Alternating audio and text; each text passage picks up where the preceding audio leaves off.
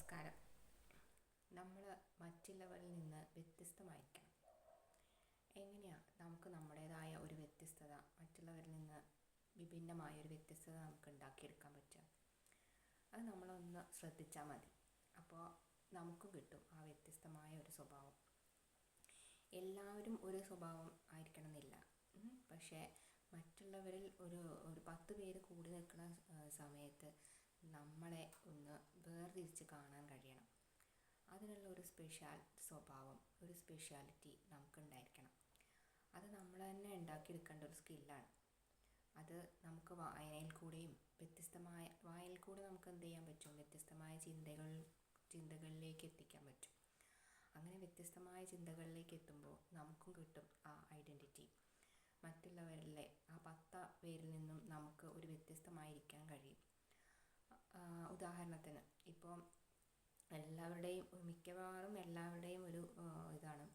ഇപ്പോൾ ഒരാളുടെ മാല, അടുത്ത വീട്ടിലെ ഒരാൾ ഒരു പുതിയ മാല വാങ്ങി. അപ്പോൾ അതിൻ്റെ ഡിസൈൻ കണ്ടിട്ട് എനിക്കും അതുപോലെ തന്നെ വേണം. അതിലെന്താണ് ഒരു വ്യത്യസ്തത ഉണ്ടാവുക? അയാളുടെ മാല രസമുണ്ടായിരിക്കും. ആ മാല തന്നെ നമ്മളും വാങ്ങിക്കഴിഞ്ഞാൽ അതിൽ ഒരു വ്യത്യസ്തതയില്ല. നമ്മുടെ മാല കാണാൻ നമുക്ക് തന്നെ ഉണ്ടാവുകയുള്ളൂ അതിൻ്റെ ഒരു മറ്റുള്ളവർ 4 ആൾക്കാർ കാണുമ്പോൾ ഉണ്ടാവില്ല. അതിനൊരു വ്യത്യസ്തമായിട്ടുള്ള ഒരു അഭിപ്രായമൊന്നും കിട്ടില്ല. അപ്പോൾ നമുക്ക് എന്ത് വേണം? അതേപോലെ തന്നെ അനുകരിക്കാതിരിക്കുക. അതാണ് ഞാൻ ഉദ്ദേശിച്ചത്. ഒരാളുടെ സംഭവം അതേപോലെ തന്നെ അനുകരിച്ചു കഴിഞ്ഞാൽ അതിൽ നമുക്കൊരു സ്പെഷ്യാലിറ്റി ഒന്നും ഉണ്ടായിരിക്കില്ല, അയാൾക്കേ ഉണ്ടാവുള്ളൂ. അതുപോലെ തന്നെ നമ്മളൊരു വീട് വെച്ചു. നമ്മളെ കൊക്കിൽ ഒതുങ്ങുന്ന ഒരു വീട് ചിലപ്പോൾ ഒരു നിലയേ ഉണ്ടായിരിക്കുള്ളൂ. പക്ഷെ അങ്ങനെ നിലയിലും ഒന്നുമല്ല കാര്യം. അതിലെന്തുണ്ടായിരിക്കണം? ഒരു സ്പെഷ്യാലിറ്റി ഉണ്ടായിരിക്കണം, അല്ലേ? 4 ആൾക്കാർ കാണുമ്പോൾ അതിൽ ഇവിടെ എന്തോ ഉണ്ട് എന്ന് തോന്നണം. അതിന് നമ്മൾ ആ ലിവിങ് ഏരിയയിൽ എത്തുമ്പോൾ തന്നെ അത് കാണണം. അതിന് ഒരുപാട് കാശ് മുടക്കുക അങ്ങനെയൊന്നുമല്ല. എന്നാലും ഒരു സ്പെഷ്യൽ കാര്യം നമ്മൾ ചിന്തിച്ചെടുത്തു കഴിഞ്ഞാൽ, നമ്മുടേതായ ഒരു ക്രിയേറ്റിവിറ്റി അതിൽ വർക്കൗട്ട് ചെയ്ത് കഴിഞ്ഞാൽ നമുക്ക് എന്ത് ചെയ്യാൻ പറ്റും? അവിടെ ഒരു സ്പെഷ്യലായി നമ്മളെ വീട് വെക്കാൻ കഴിയും. അതിൻ്റെ ചിട്ട, കാര്യങ്ങൾ എല്ലാം കൊണ്ട് നമുക്ക് എന്ത് ചെയ്യാൻ പറ്റും? ഒരാൾ വന്ന് കയറിയാൽ തന്നെ നമ്മുടെ വീട്ടിൽ എന്തോ ഒരു പ്രത്യേകത ഉണ്ട് എന്നുള്ളത് തോന്നും. അത് എങ്ങനെയാണ് ഉണ്ടാക്കുക? നമ്മൾ തന്നെ ചിന്തിച്ചുണ്ടാക്കിയാൽ മതി. അത് അടുത്ത വീട്ടിലെ അവർ കാണിക്കുന്ന അതേപോലെ തന്നെ നമ്മൾ കാണിക്കരുത്. അതിൽ നിന്ന് കുറച്ച് വ്യത്യസ്തമായിട്ട് ചിന്തിച്ച് വ്യത്യസ്തമായിട്ട് എടുക്കണം. അത് ഒരുപാട് കാശ് മുടക്കിയിട്ടോ അങ്ങനെയൊന്നുമല്ല. നമ്മുടെ വീട്ടിലേക്ക് കയറുമ്പോൾ തന്നെ അതിൻ്റെ ആ ഫീൽ ഉണ്ടാവും.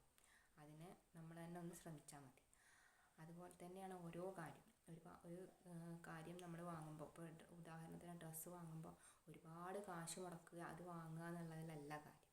അത് വിയർ ചെയ്യുന്നതിലും ഒക്കെയാണ് ഇതിൽ കാര്യം, അല്ലേ? ചിലവർക്ക് എന്താണ്, അതിൻ്റെ പ്രൈസ് ടാഗ് നോക്കുമ്പോൾ അത് ഇത്രയും ആണ്, ഒരു ഹ്യൂജ് എമൗണ്ട് ആകുമ്പോൾ അതിലാണ് സാറ്റിസ്ഫാക്ഷൻ ഉണ്ടാവുക. പക്ഷെ അതിലല്ല കാര്യം. എനിക്കങ്ങനെയല്ല കേട്ടോ ഉണ്ടാവില്ല. എനിക്ക് അതിൻ്റെ പ്രൈസ് ടാഗും കൂടി ഒന്ന് കുറഞ്ഞാൽ എന്ത് ചെയ്യുന്നു, ഒരു സാറ്റിസ്ഫാക്ഷൻ ഉണ്ടാവുകയുള്ളൂ. കാണുമ്പം രസം ഉണ്ടായിരിക്കണം, കാണുമ്പോൾ ഒരു പ്രത്യേകത, ഒരു പെട്ടെന്ന് തന്നെ സെലക്ഷൻ കിട്ടണം. ഒരു ടെക്സ്റ്റൈൽസ് ചെന്ന് കഴിഞ്ഞാൽ എനിക്ക് അതൊക്കെ ഒരു നിർബന്ധമുള്ള കാര്യം.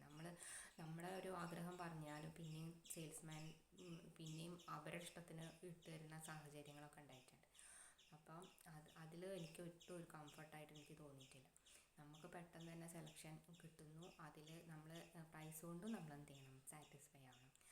പിന്നെ അത് നമ്മൾ ധരിക്കുമ്പം എല്ലാവരും ഇപ്പം 5000 6000 വില വരുന്ന ഡ്രസ്സും 500 രൂപയുടെ ഡ്രസ്സായാലും ഒരു ഫംഗ്ഷൻ ഇടുമ്പോൾ അതിൽ മറ്റുള്ളവർ എന്ത് പറയുന്നോ നന്നായിട്ടുണ്ട്, ഇത് എവിടെ നിന്നാണ് വാങ്ങിയ, നല്ല ഭംഗിയുണ്ട്, ഇതല്ലേ കിട്ടാൻ പോകുന്നത്. പിന്നെ നമുക്ക് നമ്മുടേതായിട്ടുള്ളൊരു സെൽഫ് സാറ്റിസ്ഫാക്ഷൻ, അല്ലേ? അതിട്ട് കണ്ണാടിയിൽ നോക്കുമ്പോൾ നമുക്ക് എന്ത് ചെയ്യണം? നമുക്ക് കൊള്ളാം, നന്നായിട്ടുണ്ട് എന്ന് തോന്നണം.